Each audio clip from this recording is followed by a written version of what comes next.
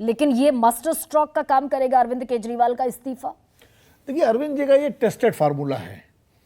ये 2015 में चुनाव से पहले 2014 की बात होगी, 13 में जब कांग्रेस के समर्थन से सरकार बनाई थी, उसके बाद उन्होंने 49 दिन के बाद इस्तीफा दिया था। हाँ, 2014। और इस्तीफा देके ये घोषणा की थी कि हमें काम नहीं करने को दिया जा रहा है क्योंकि हमारे पास सीटें कम है, कांग्रेस जो है गठबंधन बनाए हुए, दबाव डाले हुए, हम भ्रष्टाचार से लड़ नहीं पा रहे, इसलिए हम इस्तीफा दे रहे हैं। और उसके बाद 2015 का चुनाव हुआ तो उनका विज्ञापन भी यही था, जिसमें अरविंद जी खुद कहते थे, रेडियो का विज्ञापन मुझे अच्छी तरह याद है, एक महिला को संबोधित करते हुए कहते थे कि माता जी आपका बेटा कहीं भागा नहीं था, उसके बारे में गलत बात कही गई थी, थोड़ी सी कमी रह गई थी सीटों की, और इस बार वो पूरी कर दो तो आपकी सेवा करेगा। माफी भी मांग रहे थे कांग्रेस के साथ जुड़ने के लिए। तो वो उस वक्त चूंकि उनकी लोकप्रियता, उनका ग्राफ बिल्कुल उठान पे था, तो लोगों को लगा कि भाई मौका देना चाहिए, लोगों ने दिया मौका, और फिर 2020 में भी दिया और ढंग से दिया, छप्पर फाड़ के दोनों बार।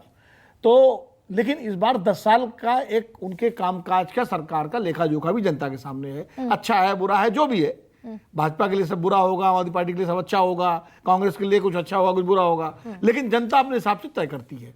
तो वो है। साथ में ये जो आरोप लगे शराब घोटाले के, फिर चार्जशीट हुई, फिर जो है जेल गए, सारा जो हुआ, तो ये भी एक बैगेज है।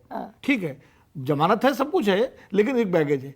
इस सबको काउंटर करने के लिए अरविंद जी ने ये नया एक अपना एक मास्टर स्ट्रोक का, ये डैमेज कंट्रोल का, ये कुछ भी कहिए। नहीं, आप जैसे विनोद जी कह रहे हैं कि भाई एंटी इनकम्बेंसी है 10 साल की। शीला दीक्षित ने भी 15 साल सरकार चलाई, और 15 साल की सरकार के बावजूद बीजेपी 15 1998, बीजेपी 20 2003, बीजेपी 23 2008 और बीजेपी 31 2013, कांग्रेस 43 47 52। तो शीला जी जेल नहीं गई थी ना। हाँ, लेकिन कॉमनवेल्थ घोटाला और ये सब आरोपी तो थे, जेल कहाँ गई शीला जी, गिरफ्तारी कहाँ हुई, कॉमनवेल्थ घोटाला वगैरह जांच सब हो चुकी है। तो शीला जी के साथ पास के सरकार पर जो एंटी इनकम्बेंसी थी वो सिर्फ उनके कामकाज को लेकर थी। यहाँ एंटी इनकम्बेंसी प्लस बैगेज। देखिए, एक वोटरों की एक बड़ी संख्या ऐसी है, 3 तरह के वोटर होते हैं। एक आपका विरोधी होता है, आप जान दे दीजिए लेकिन वो आपके साथ नहीं आएगा। एक वोटर होता है जो आपका अंध समर्थक है, आप कुछ भी कर लीजिए वो आपके साथ रहेगा। एक वोटर होता है जो आपके गुण दोष के आधार पर फैसला करता है। तो बहुत बड़ी तादाद में लोगों ने आम आदमी पार्टी को वोट इसलिए दिया था कि आम आदमी पार्टी एक अलग तरह की राजनीति करेगी, भ्रष्टाचार मुक्त शासन देगी, ये सारे वादे थे। बिजली पानी का एक नैरेटिव बना, उसका फायदा भी आम आदमी पार्टी को मिला, क्योंकि उस नैरेटिव का फायदा उनको 2015 में मिला और 2020 में मिला। अब उनको नया नैरेटिव करना है। अब वो नैरेटिव एक बार फिर से ईमानदारी का नैरेटिव लेके अरविंद केजरीवाल जी जा रहे हैं। तो वो जितने छिटके भी थे इसी आरोप में, करप्शन के चार्जेस के चलते जितने छिटके थे, वहां तक डोर टू डोर पहुंच जाएंगे अरविंद केजरीवाल झोला लेकर। आ गया दिल्ली का बेटा इस्तीफा देकर। देखिए, जो वोटर उनसे छिटका है इस बात को लेकर के कि भाई हमने आपको ईमानदारी और साफ सुथरे उसके लिए वोट दिया था, आपके ऊपर तो दाग लग गया, वो जब उसके पास जाएंगे और कहेंगे कि आपको भरोसा है मैं बेईमान हूं, तो फिर वो सोचेगा यार जब आदमी इतना आ गया तो जरूर कुछ ना कुछ जो है इसके अंदर सच्चाई होगी। तो उसको मोल्ड करने के लिए ये उनका एक दांव है। बाकी उनके जो समर्थक हैं वो तो रहेंगे। एक बात मैं जरूर कहूंगा, संजीव झा जी ने एक बात कही, वो मुख्यमंत्री के आवास को लेकर के जो आरोप है या जो विवाद है कि 40 करोड़ है, 50 करोड़ जो भी है, उन्होंने कहा कि साहब वो तो सरकारी मकान है, सरकारी घर है, अरविंद जी घर साथ थोड़ी ले जाएंगे, छोड़ेंगे, सब वहीं रहेगा। तो शीला जी के घर क्या मतलब, वो उनका निजी था क्या?